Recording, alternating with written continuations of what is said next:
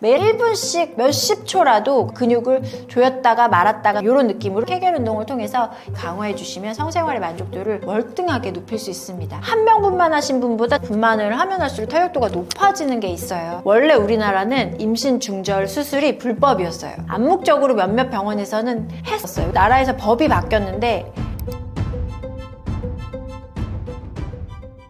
관계를 많이 하면 질이 넓어진다는 말 사실인가요? 섹스를 많이 한다고 이게 질이 영구적으로 넓어진다거나 느슨해진다는 말은 이거는 정말 말 그대로 낭설입니다.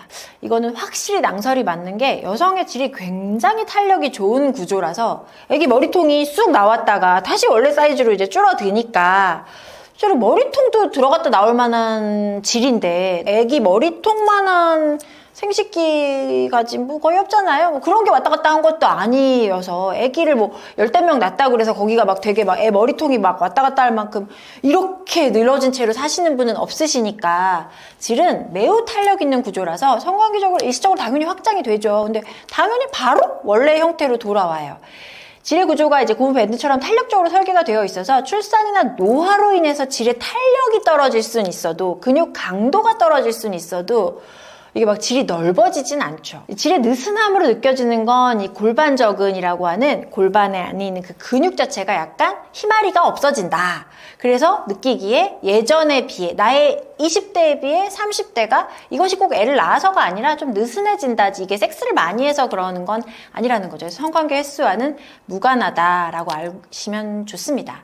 오히려 규칙적인 성생활을 하면 골반저근이 강화가 되면서 혈류가 촉진이 돼서 더 안정적으로 짱짱함으로 좋은 상태를 유지해 줄 수 있습니다. 성생활 만족도를 높이는 운동은 어떤 게 있을까요?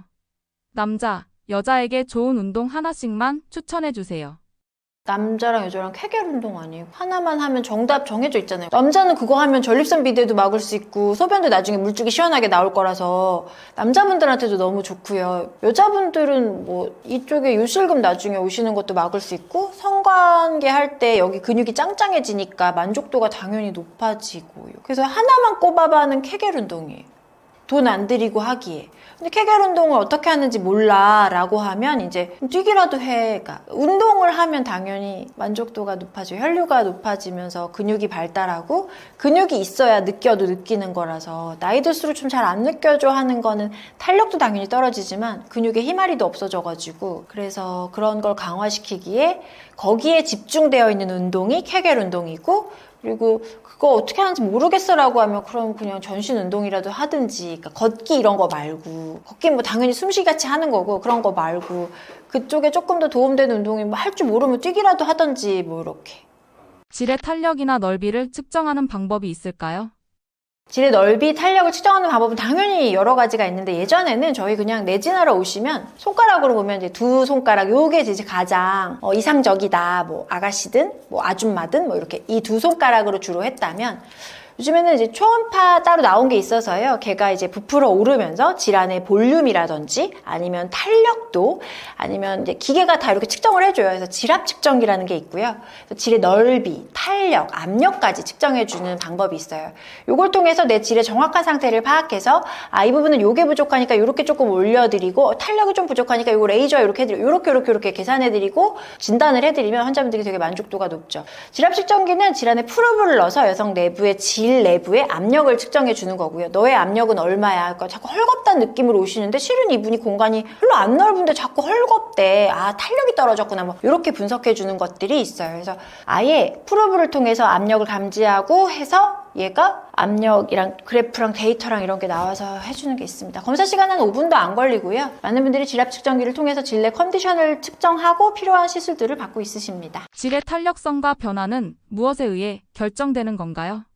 질의 탄력성은 출산이라든지 노화, 그리고 호르몬의 변화, 유전적 요인, 생활 습관 등의 다양한 요인의 영향을 받고요. 출산이라는 거 자체가 질 근육의 조직 근육도 늘어나게 하고 조직도 늘어나게 해서 반복적인 출산을 통해서는 근육 자체도 조금 늘어지지만 탄력성이 저하될 수 있습니다. 내가 20살 때보다 30살에 애 낳았을 때가 40살에 애 낳았을 때가 회복이 더딘 것처럼 이건 탄력성이 좀 반복적인 출산을 통해 탄력성은 저하될 수 있고요. 노화에 따라서는 얼굴에 이런 콜라겐 빠지듯이 질 내에도 당연히 콜라겐, 엘라스틴 이런 것들이 생성들이 감소하니까 질 내부는 되게 얇아지게 되고 탄력이 좀 떨어지게 되고 폐경후에 에스트로겐 감소는 또 이걸 완전 직격탄을 맞게 해서 거의 임신, 폐경, 수유를 인해서 여성 호르몬이 좀 낮아지고 하는 것 또한 질 조직을 얇고 건조하게 만들어서 탄력성을 약화시키는데 주 원인이 된다고 하겠습니다. 관계 횟수가 많으면 질 건강에 미치는 영향은 무엇인가요?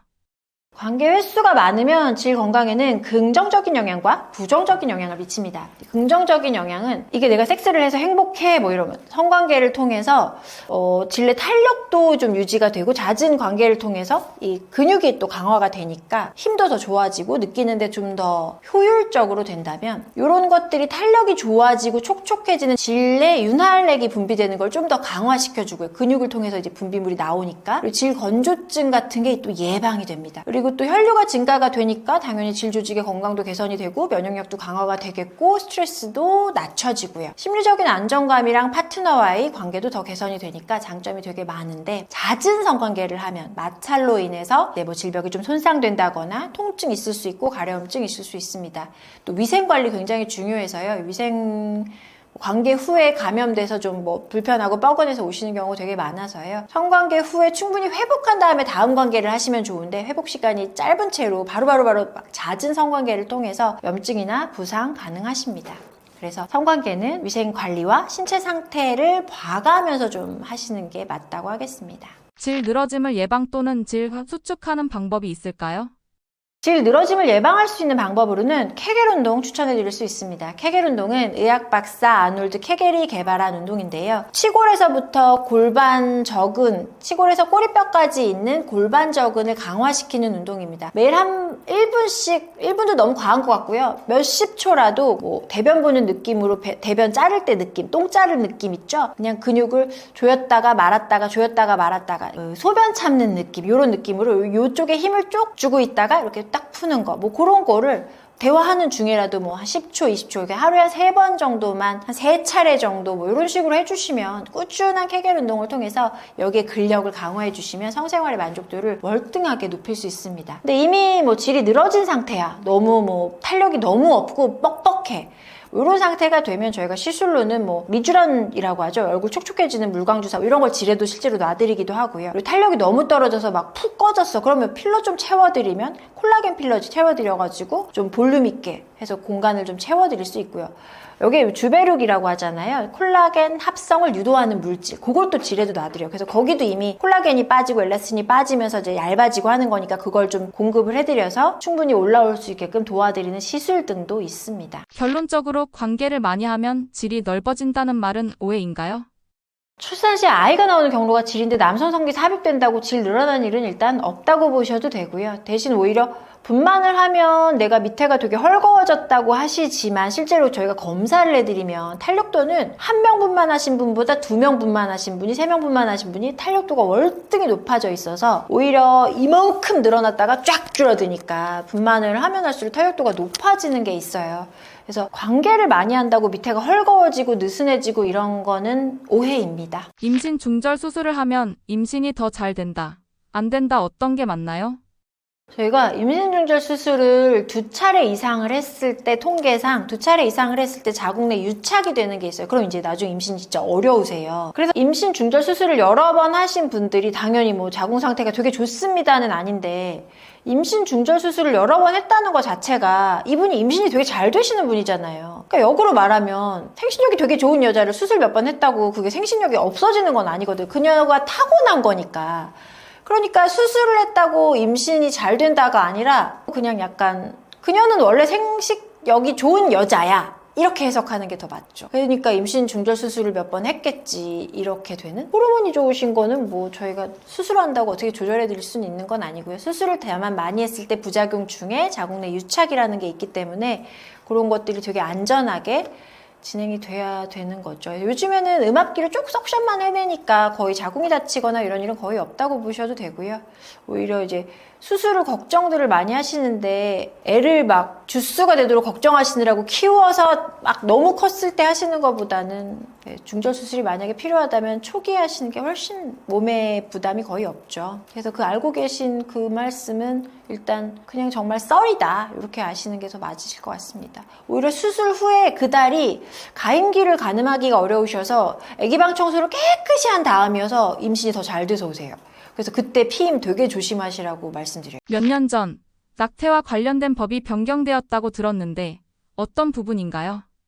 2021년인가? 2021년 뭐가 바뀌었어요. 뭐가 바뀌었냐면 원래 우리나라는 임신 중절 수술이 불법이었어요. 불법이었으나 생기는 애를 모두 낳지는 않으니까 되게 암암리에 뭐 암묵적으로 저희 병원은 불법이니까 불법은 하지 않습니다가 물론 대부분의 병원이었지만 암묵적으로 몇몇 병원에서는 했었어요. 왜냐하면 그 애를 낳을 건 아닌데 근데 이게 2021년인 것 같아요. 이 나라에서 법이 바뀌었는데 여성의 인권도 중요하다. 어차피 나을 애도 아닌데 그걸 키우느라고 몸이 상하는 것보다도 그래서 여성이 14주 이내에 이 임신을 합법적으로 중단할 수 있게 바뀌었어요. 그래서 이거는 뭐 암암리에 행해지는 게 아니라 여자의 몸은 여자가 결정한다. 예전에는 임신 중절 수술을 하려고 할 때 막 뭐 파트너분의 동의도 구하고 막 이랬다면 그건 어차피 여자의 몸이니까 이러면서 이제 진행이 되는 거죠. 근데 이제 생명은 저기 하느님이 주신 거고 되게 귀한 건데 그렇게 지우면 되느냐 뭐 이런 종교적인 문제도 있다면 저는 실제로는 아기들을 너무 많이 좋아하고 애 봤는데 너무 행복해서 산부인과를 했습니다만 근데 실제로 낳아서 키울 자신이 없다면 잘 키우지 않아도 되는데 모두 처음 겪는 일이지만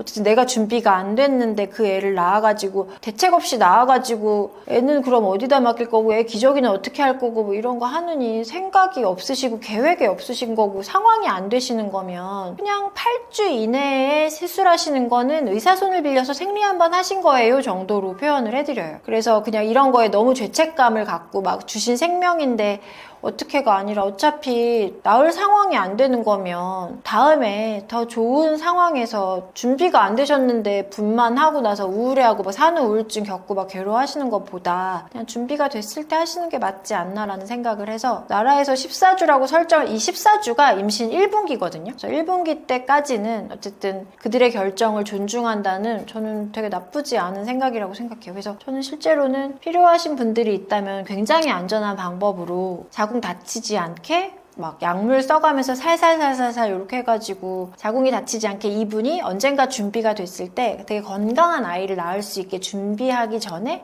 이런 거 한번 겪고 나시면 마음고생도 하셨고 막 이러시니까 다음에 진짜 되게 남달라지시는 것도 있으시니까 그렇게 안전하게 진행해드리는 편이에요. 저는 나라 법 바뀐 거 찬성합니다. 법이 바뀌었습니다. 저는 일단은 가족이 딸만 셋인데 엄마도 여자지 나 딸 셋 다 여자지 근데 막 생리통 막 이런 걸로 막 근데 여고를 나왔어. 친구들이 생리할 때마다 막 기절을 해. 그때는 그냥 아무 생각 없이 이렇게 했는데 의대를 실은 정신과를 하려고 갔거든요. 그 정신병동에 저희 실습 때 들어가는 게 하나 있는데 너무 무서운 거예요. 정신병자들이 너무 무서운 거예요. 귀신들은 말이라도 통하지 정신병자들은 말도 안 통하고 이게 너무 무서워서 안 되겠다. 그러면 그 다음에 생각한 거는 산부인과. 중간에 신경과도 생각을 했었는데요. 신경과는 정신신경 있죠. 공부를 너무 많이 해야 되는 거. 그래서 안 되겠다. 근데 산부인과 보니까 여자만 보는 거예요. 여자가 되게 깔끔하거든요. 여자들이 잘 씻잖아요. 잘 씻고 깔끔하고 깨끗하고 내가 여자니까 이해하기도 너무 쉽고 집에 여자밖에 없는 데다가 여고도 나왔지 친구들도 다 여자지. 그러니까 나의 뇌구조 속에서는 여자를 너무 이해하기 너무 좋은 시스템이어서 이과로 갔는데 산부인과 중에 제일 유명한 데가 어디야? 차병원. 그래서 차병원 갔어요.